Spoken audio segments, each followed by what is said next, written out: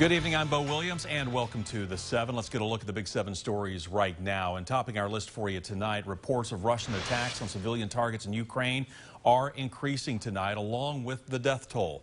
In 8 days of war, a senior U.S. defense official says Russian forces have now fired 480 missiles at Ukraine. Drone footage also shows the scorched debris of homes in a residential neighborhood near the capital city of Kyiv.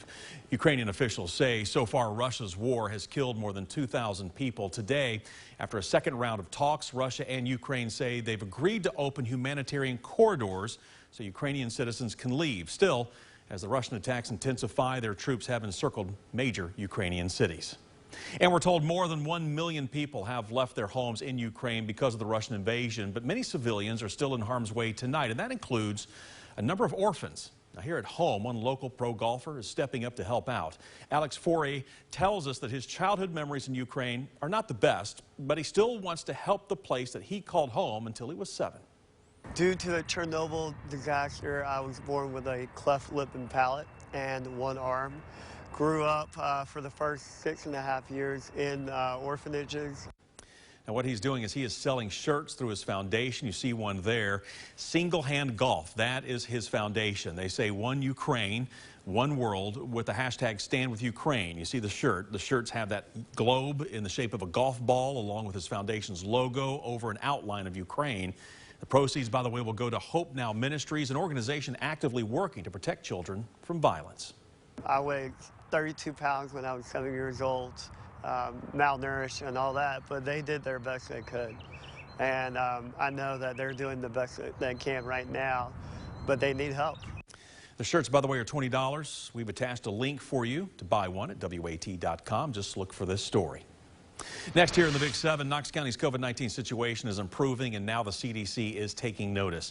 Here's the CDC's map of community spread. We'll have that for you. Green is going to be low, yellow is medium, and orange is high. Knox County is in yellow right now, so that means medium. That is a step down from last week. That's when the CDC changed how it figures up those categories, taking into account factors like hospital capacity. So why does this improvement matter? The new map comes with new guidance, which says those with high community spread or the orange color means the CDC thinks you should wear a mask indoors, including kids. But with medium and low spread, yellow and green, you're okay to take the mask off with some exceptions. Well, next in the Big 7, you're supposed to stop at a stop sign, right? A complete stop. That also applies to the stop sign attached to the side of a school bus. But a Knoxville man says, for some reason, drivers don't seem to think the same rule applies. Kids are getting off their school buses and cars and just keep flying right on by. Stephen Flannery says this is something that happens pretty frequently near his home. See a bus, you don't even pay attention to the stop sign that's out.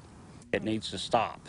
There's kids for you off this neighborhood. I just don't want to see any of them get hurt because of some careless person. And if you got kids, think about it. What are you going to do if your kid got hit by someone doing that same thing? Knoxville police spokesperson put out a statement saying, quote, while violation of the traffic laws pertaining to school buses can result in state or city fines, the consequences can be much greater and more tragic if a driver's inattentiveness and recklessness results in a child being hit. So what if this happens in your neighborhood to your child? Knoxville police say that you can request traffic enforcement if there are specific areas where you've been, seen school bus violations happening. Well, next in the Big 7, we're learning new details about the suspect in an officer-involved shooting at Malibu Boats in Loudon County. You may recall the shooting happened back on February 24th. A preliminary report from today shows the suspect at one point begged officers to shoot him.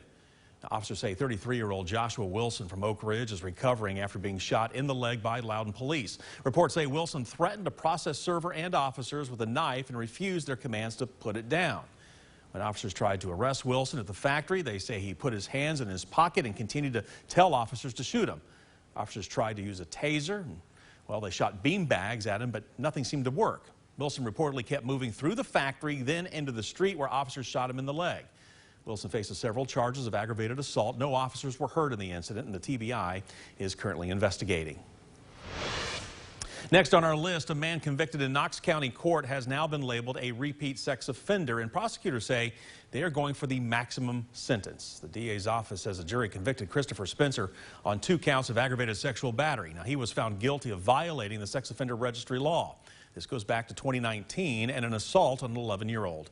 Prosecutors say Spencer already had a child sexual abuse conviction on his record from his time in the Army back in 2014. Sentencing, by the way, is set for April. The convictions this time around carry sentences of anywhere from 8 to 12 years, plus 1 to 2 years for the registry violation. Next in the Big Seven, Purdue Pharma, the maker of OxyContin, has now reached a settlement for its role in the opioid epidemic. The deal requires the company's owners, the Sackler family, to pay $6 billion in cash. The Associated Press tells us the latest plan was created by attorneys general from 8 states and the District of Columbia. The settlement still has to be approved by a judge. We'll, of course, update you when a decision is made.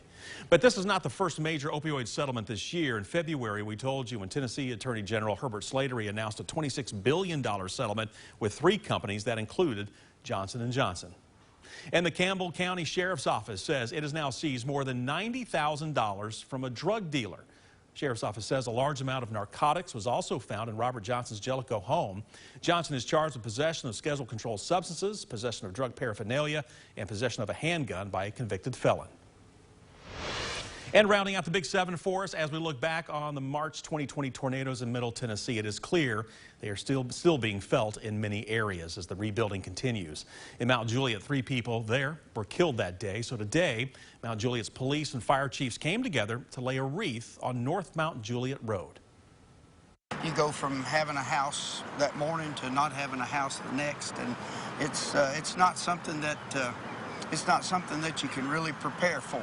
So it's that wreath right there is to let those folks that were harmed and those that we lost and their families, that we did not forget them. In addition to the 3 people killed by the tornadoes, the storms also destroyed 2 schools, West Wilson Middle and Stoner Creek Elementary.